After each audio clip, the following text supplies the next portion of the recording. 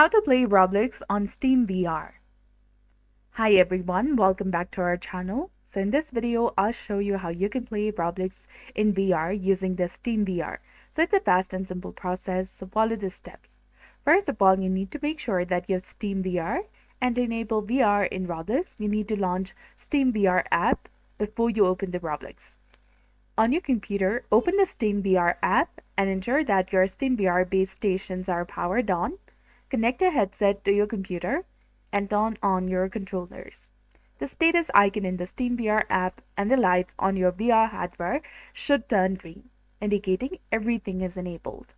Press the system button on either controller to open the system dashboard, and from the dashboard you can open the Roblox. If Steam VR is properly set up and connected, you will see another option within the Roblox to enable virtual reality. After opening Roblox with Steam VR running, you will find this option. Enable it, and the next time you launch Roblox, you will be able to play in VR. Just ensure everything is running in the background. And I hope this helped you play Roblox in Steam VR.